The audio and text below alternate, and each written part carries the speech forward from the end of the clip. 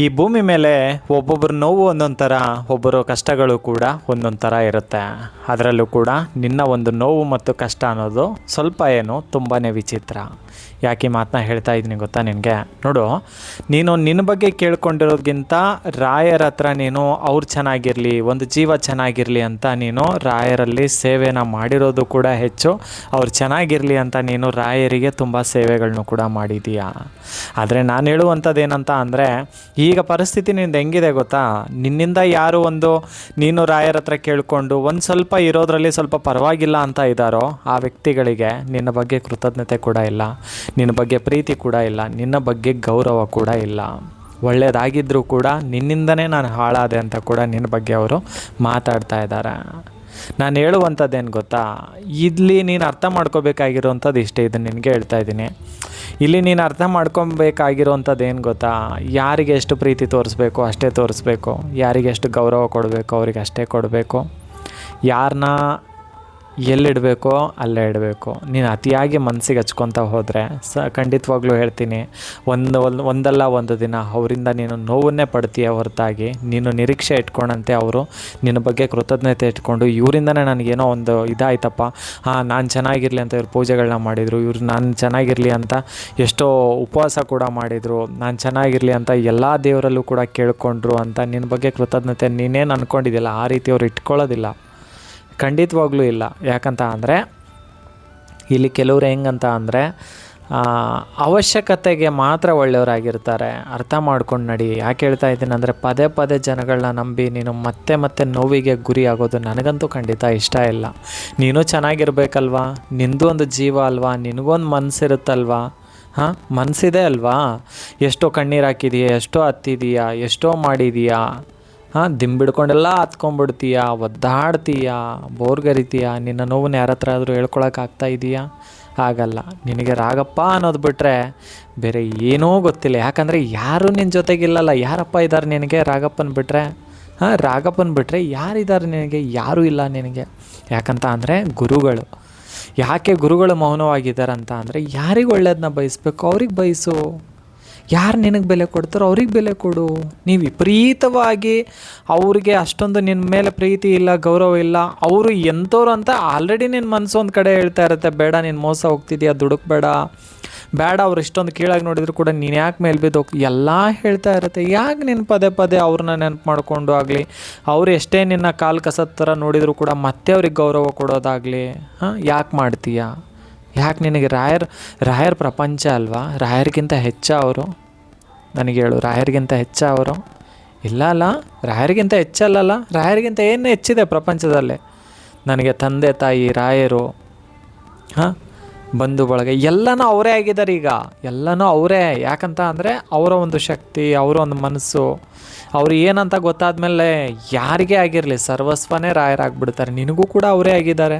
ಆದರೆ ನಾನು ಹೇಳುವಂಥದ್ದೇನೆಂದರೆ, ಯಾರ್ಯಾರಿಗೋ ಮಾಡೋಕ್ಕೋಗಿ ನೀನು ರಾಯರ್ ಮೌನವಾಗಿಲ್ಲ ನಿನ್ನ ವಿಷಯದಲ್ಲಿ. ರಾಯರ್ ನಿನಗೆ ಎಲ್ಲವನ್ನೂ ಕೂಡ ತೋರಿಸ್ತಾ ಇದ್ದಾರೆ. ಈಗಲಾದರೂ ಕೂಡ ಬೇಡ ಮಗು, ತಿಳ್ಕೊ ಅಂತ ತಿಳಿಸ್ತಾ ಇದ್ದಾರಲ್ವಾ. ನೀನು ಅದನ್ನು ಅರ್ಥ ಮಾಡ್ಕೋಬೇಕಲ್ವಾ. ಅದು ಜವಾಬ್ದಾರಿ ಅಲ್ವಾ ನಿಂದು. ರಾಯರು ಏನು ತಿಳಿಸ್ತಾ ಇದ್ದಾರೆ ಅದನ್ನು ಅರ್ಥ ಮಾಡ್ಕೋಬೇಕಲ್ವಾ. ಅರ್ಥ ಮಾಡ್ಕೊಂಡು ಹೋದರೆ ನಿನ್ನಷ್ಟು ಖುಷಿಯಾಗಿರೋರು ಯಾರಾದರೂ ಇರ್ತಾರಾ? ಇವತ್ತೇನು ನಿನ್ನ ಕಾಲು ಕಸದ ಥರ ನೋಡ್ತಾ ಇದ್ದಾರಲ್ಲ, ಅವ್ರು ಖಂಡಿತವಾಗ್ಲೂ ಕೂಡ ಈ ಸದ್ಯಕ್ಕಿರ್ಬೋದಮ್ಮ ಅವರು. ಖಂಡಿತ ಹೇಳ್ತಾ ಇದ್ದೀನಿ, ಕೇಳಿಸ್ಕೊ. ಯಾಕಂದರೆ ನಿನ್ನ ಮನಸ್ಥಿತಿ, ಪರಿಸ್ಥಿತಿ, ನೀನೇನು ಅಂತ ರಾಯರಿಗೆ ತುಂಬ ಚೆನ್ನಾಗಿ ಗೊತ್ತಲ್ಲ. ರಾಯರಿಗೆ ತನ್ನ ಮಗು ಏನು ಅಂತ ಗೊತ್ತಲ್ವಾ? ಅದಕ್ಕೆ ಹೇಳ್ತಾ ಇದ್ದೀನಿ, ದೇಹಕ್ಕೆ ವಯಸ್ಸಾಗಿರ್ಬೋದು ಆದರೆ ನಿನ್ನ ಮನಸ್ಸಿಗೆಲ್ಲ ಪುಟ್ಟ ಮಕ್ಕಳ ಮನಸ್ಸು ನಿಂದು. ನಾನು ನಿನಗೆ ಹೇಳ್ತಾ ಇದ್ದೀನಿ, ಅರ್ಥ ಮಾಡ್ಕೊಂಡು ಹೋದರೆ ನೀನು ಚೆನ್ನಾಗಿರ್ತೀಯ. ಏನಂತ ಅಂದರೆ ಅವ್ರು ಚೆನ್ನಾಗಿರಲಿ ಎಲ್ಲ ಮಾಡಿದೀಯಾ. ಬಟ್ ಅವರು ನಿನ್ನ ಬಗ್ಗೆ ಏನಂತ ಅಂದರೆ, ನಿನಗೇನಾದರೂ ಆಗಿ ನಿನ್ನ ಕಿರಿಕಿರಿ ತಪ್ಪಿದರೆ ಸಾಕು ಅನ್ನೋ ರೀತಿ ನೋಡ್ತಾ ಇದ್ದಾರೆ. ನಿಜ ಹೇಳ್ತಾ ಇದ್ದೀನಿ, ಅಷ್ಟು ನಿನ್ನ ಕೇವಲವಾಗಿ ನೋಡ್ತಾ ಇದ್ದಾರೆ. ಯಾಕಂದ್ರೆ ನಿನ್ನ ಪ್ರೀತಿನ ಬೇಡ್ತಾ ಇದೀಯಾ, ಆದರೆ ಅವರಿಗೆ ನೀನೇ ಬೇಡ ಅಂತ ನೋಡ್ತಾ ಇದ್ದಾರೆ. ಬೇಡ, ಯಾಕೆ ಬೇಕು? ನಿನಗೆ ನಿಂದೇ ಆದಂಥ ಗೌರವ ಇದೆ, ನಿನಗೊಂದು ಮನಸ್ಸಿದೆ. ನಾನು ಇಷ್ಟೇ ಹೇಳ್ತೀನಿ, ಒಂದು ಪುಟ್ಟ ಮನಸ್ಸಿದೆ ಅಲ್ವಾ, ಆ ಮನಸ್ಸಿಗೂ ನೋವಾಗುತ್ತಂತ ಅರ್ಥ ಮಾಡ್ಕೊತಾ ಇಲ್ಲ ಅಂತ ಅಂದಮೇಲೆ ನೀನು ಚೆನ್ನಾಗಿರ್ಬೇಕಲ್ವಾ. ಆ ಮನಸ್ಸನ್ನು ಕಲ್ಲು ಮಾಡ್ಕೊಂಡು ಬದುಕಬೇಕಲ್ವಾ. ಈ ಅವಮಾನ ಇರೋದೆ, ನನಗೆ ಯಾಕೆ ಹಿಂಗಾಗತ್ತಂತ ಅನ್ಕೋಬೇಡ. ಇರೋದೆ, ರಾಯರಿಗೂ ತಪ್ಪಲಿಲ್ಲ ಅವಮಾನಗಳು ಕಷ್ಟಗಳು, ರಾಯರಿಗೂ ತಪ್ಪಲಿಲ್ಲ, ನಮಗೆ ತಪ್ಪುತ್ತಾ? ನಾವು ತಪ್ಪುತ್ತಾ ನಮಗೆ ಅವಮಾನಗಳು? ಆಗುತ್ತೆ, ಹೌದು, ನಂಬ್ತೀವಿ, ಏನೋ ಒಂದು ಆಗುತ್ತೆ, ಹೌದು. ಅಲ್ಲಿ ನಮಗೆ ಅವ್ರು ಒಂದು ಸಲ ಅವ್ರು ಅಲ್ಲ ಅಂತ ಗೊತ್ತಾದ ಮೇಲೆ, ನಾವು ಅಂದ್ಕೊಂಡಂಗೆ ಆ ವ್ಯಕ್ತಿಗಳ ಮನಸ್ಸು ಇಲ್ಲ ಅಂತ ಗೊತ್ತಾದ್ಮೇಲೆ ಯಾಕೆ ಬೇಕು? ಅವ್ರು ಯಾಕೆ ಬೇಕು ನಮಗೆ? ಅಷ್ಟೊಂದು ಮುಖ್ಯನಾ? ರಾಯರಿಗಿಂತ ಮುಖ್ಯನಾ? ಬೇಡ. ಯಾಕೆ ಅವ್ರು ನಂಬ್ಕೊಂಡೇ ಭೂಮಿಗೆ ಬಂದಿರೋದಾ? ಇಲ್ಲ ಅಲ್ವಾ? ನಿನ್ನ ಬಗ್ಗೆ ಕೇಳೋಗಿಂತ ರಾಯರ ಹತ್ರ ಅವ್ರು ಚೆನ್ನಾಗಿರಲಿ, ಆ ಜೀವ ಚೆನ್ನಾಗಿರಲಿ, ಏನೇ ಕಷ್ಟ ಬಂದರೂ ನನಗೆ ಕೊಡಿ ರಾಯರೇ, ಆ ಜೀವ ಚೆನ್ನಾಗಿರಲಿ ಅಂತ ಕೇಳ್ಕೊಂಡಿದ್ದಿತ್ತು ಒಂದು ಸಮಯದಲ್ಲಿ. ಸತ್ಯನೇ ಹೇಳ್ತಾ ಇದ್ದೀನಿ ನಾನು. ಏನೇ ಕಷ್ಟ ಇರಲಿ ನನಗೆ ಕೊಡಿ ರಾಯರೇ, ಅವ್ರು ಚೆನ್ನಾಗಿರಲಿ ಅಂತ. ಇವತ್ತು ಅವ್ರು ಚೆನ್ನಾಗಿದ್ರೆ ಕಷ್ಟ ನೀನು ಅನುಭವಿಸ್ತಾ ಇದೀಯಾ? ಕರೆಕ್ಟ್? ಸುಳ್ಳೇನಾದರೂ ಹೇಳ್ತಾ ಇದ್ದೀನಾ? ಸಾಧ್ಯನೇ ಇಲ್ಲ. ನನಗೆ ಗೊತ್ತು ನೀನೇನಂತ. ನಾನು ಹೇಳೋದೇನಂತ ಅಂದರೆ, ಆಯಿತು, ಆಗಿದ್ದಾಯಿತು, ಹೋಯ್ತು, ಹೌದು, ಬಯಸಿದ್ಯಾ ನೀನು. ಒಂದು ಹೆಮ್ಮೆ ಪಡು, ಮನ್ಸಾರೆ ಒಂದು ಹೆಮ್ಮೆ ಪಡು ನೀನು. ಹೌದು, ನಾನು ಒಂದು ಒಳ್ಳೆಯದನ್ನೇ ಬಯಸಿದ್ದೀನಿ. ಚೆನ್ನಾಗಿದ್ದಾರಲ್ಲ? ಹಾಂ, ಸರಿ, ಮಾತಾಡಲಿ ಬಿಡು, ಚೆನ್ನಾಗಿದ್ದಾರ. ಇನ್ನು ಮುಂದೆ ರಾಯರೇ, ಹೌದು ರಾಯರೇ, ಅವ್ರು ಹೇಳೋದು ನಿಜ. ಮಹಿ ಮೋಟಿವೇಶನ್ ಚಾನಲಲ್ಲಿ ಏನೋ ಒಂದು ಹುಡುಗ ಮಾತಾಡ್ತಿದ್ದಾನಂತಾನೆ ಅನ್ಕೋ. ಬಟ್ ನಾನೇನು ಹೇಳ್ತೇನೆ, ನಿನ್ನ ಪರಿಸ್ಥಿತಿ ಸರಿ ಹೋಗಬೇಕು, ನೀನು ನಗ್ನಾಗ್ತಾ ಇರಬೇಕು, ಇಷ್ಟೇ ನನ್ನ ಜವಾಬ್ದಾರಿ. ಯಾಕಂದರೆ ನಮ್ಮನೆ ರಾಯರು ಕೊಟ್ಟಂಥ ಕುಟುಂಬ ಅಂತ ಅಂದಮೇಲೆ ನಾನು ನಿಮ್ಮ ಮನೇಲಿ ಒಬ್ಬನಂತ ಭಾವಿಸೋ ಒಂದು ಮನಸ್ಥಿತಿ ನಂದು. ಯಾಕಂದರೆ ರಾಯರು ಕೊಟ್ಟಂಥ ಪ್ರೀತಿಯ ಕುಟುಂಬ ಯಾವ ಜನ್ಮದ ಪುಣ್ಯನೋ ನನಗೆ ಗೊತ್ತಿಲ್ಲ ಅಲ್ವಾ? ನನಗೆ ಸಿಕ್ಕಿದೆ ಅಂದರೆ ನನ್ನ ಪುಣ್ಯ ಅದು. ಸೊ ನಾನೇನು ಹೇಳ್ತೀನಿ ಗೊತ್ತಾ? ಆಯಿತು ರಾಯರೇ, ಹೌದು, ಆಯಿತು ರಾಯರೇ, ಏನೋ ಗೊತ್ತಿಲ್ಲದೇ ಮಾಡಿಕೊಂಡೆ. ಇವಾಗ ನನಗೊಂದು ಮನಸ್ಸಿದೆ. ಆ ಮನಸ್ಸಲ್ಲೂ ಹಲವಾರು ರೀತಿ ನೋವುಗಳಿದೆ. ಬೇಡ ರಾಯರೇ, ಎಲ್ಲ ತೆಗ್ದಾಕಿ ನಾನು ತುಂಬ ಫ್ರೀಯಾಗಿರ್ಬೇಕು ರಾಯರೇ, ಫ್ರೀ ಮೈಂಡಿಂದ ಇರಬೇಕು. ನಿದ್ದೆ ಬರ್ತಾಯಿಲ್ಲ ಸರಿಯಾಗಿ, ನಿದ್ದೆ ಬರಬೇಕು ರಾಯರೇ. ಹೊಟ್ಟೆ ತುಂಬ ಊಟ ಮಾಡಿ ಕೂಡ ತುಂಬ ದಿನ ಆಯಿತು, ಮಾಡಬೇಕಲ್ಲ ಅಂತ ಊಟ ಮಾಡ್ತಾಯಿದ್ದೀನಿ ಎಡ್ತುತ್ತು. ಬಟ್ ಮನಸಾರೆ ಮಾಡ್ತಾಯಿಲ್ಲ ರಾಯರೇ. ನಿಜವಾಗ್ಲೂ ಕೂಡ ನಾನು ಫಸ್ಟ್ ಹೆಂಗಿದ್ನೋ ಹಂಗೆ ಆಗಬೇಕು ನನ್ನಪ್ಪ. ಏನೂ ಕಂಡಿಲ್ಲ. ಬೇಡ ರಾಯರೇ, ಯಾರು ಸವಾಸ ಬೇಡ ಅಂತ ನೋಡು. ಸವಾಸ ಇನ್ಮೇಲೆ ಅವ್ರ ಸವಾಸನೇ ಬೇಡ ಅಂದ್ಕೊಂಡು ಮತ್ತೆ ಹೋಗುವಂಥ ದಯವಿಟ್ಟು ಮಾಡಬೇಡ. ಯಾಕಂದರೆ ಅಗತ್ಯಕ್ಕೆ ಸಿಗುವಂಥ ವಸ್ತು ಥರ ನೀನು ಬಳಸ್ಕೊತಾ ಇದ್ದಾರೆ. ಅರ್ಥ ಮಾಡ್ಕೋ. ನೀನು ಚೆನ್ನಾಗಿರೋದನ್ನ ಕಲಿ. ನಾನು ಹೇಳೋದಿಷ್ಟೇ, ನಿನಗೊಂದು ಮನಸ್ಸಿದೆ, ಅದಕ್ಕೆ ಬೆಲೆ ಕೊಡು. ಅದಕ್ಕೆ ಹಲವಾರು ರೀತಿಯ ಆಸೆ ಆಕಾಂಕ್ಷೆಗಳಿದೆ, ಯಾವುದೂ ನೆರವೇರಿಸ್ಕೊಂಡಿಲ್ಲ, ಯಾವುದೂ ಆಗಿಲ್ಲ. ಯಾರೋ ಒಬ್ಬರು ಹೌದಪ್ಪ ನನಗೆ ಏನೋ ಒಬ್ಬರು ಸಪೋರ್ಟ್ ಆಗಿದ್ದಾರೆ ಅಂದ ತಕ್ಷಣ ಮತ್ತೆ ಅವರಿಂದನೂ ನೋವು. ಯಾರು ಜನಗಳನ್ನ ನಂಬಿ ಯಾಕೆ ಇದು ಮಾಡೋಕ್ಕೆ ಹೋಗ್ತೀಯ? ಒಳ್ಳೆಯವರು ಕೆಟ್ಟವರು ಅದು ಬೇಡ ನಿನಗೆ ರಾಯರಿದ್ದಾರಾ? ರಾಯರು ನಂಬಿದೆಯಪ್ಪ, ಮುಗಿತಲ್ವ? ರಾಯರಿದ್ದಾರಲ್ವ? ಯಾಕೆ ಬೇಕು ಬೇರೆಯವ್ರದ್ದು? ಬೇಡ ಅಲ್ವಾ? ನಾನು ಹೇಳೋದೇನಂತ ಅಂದರೆ, ಈ ಮಾತುಗಳನ್ನ ಇವತ್ತು ಹೇಳಬೇಕು ಅನ್ನಿಸ್ತಾ ಇದೆ, ಹೇಳ್ತಾ ಇದ್ದೀನಿ ಆಯಿತಾ? ನನಗೆ ಗೊತ್ತಿಲ್ಲ, ಇವತ್ತು ಮಾತಾಡಲೇಬೇಕು ಅಂತ ಇತ್ತು. ನಿನ್ನ ಜೊತೆಗೆ ನೇರವಾಗಿ ಮಾತಾಡ್ತಿದ್ದೀನಿ, ಮೊಬೈಲಲ್ಲಿ ಎಲ್ಲೋ ಕೂತ್ಕೊಂಡು ವಿಡಿಯೋನಲ್ಲಿ ಅಂತ ಅಂದ್ಕೋಬೇಡ. ನೇರವಾಗಿ ನಿನ್ನ ಜೊತೆಗೆ ನಾನಿದ್ದೀನಿ, ಸರಿನಾ? ನಾನು ಹೇಳ್ತಿರೋದೇನೆಂದರೆ, ನೀನು ನಗ್ನಾಗ್ತಾ ಇರಬೇಕು. ಒಳ್ಳೆ ಮನಸ್ಸಿದೆ. ಎಲ್ಲರಿಗೂ ಅಯ್ಯೋ ಅಂದ್ಬಿಟ್ಟು ನೋವಿಗೆ ಗುರಿಯಾಗಿದೆ ಅಷ್ಟೇ.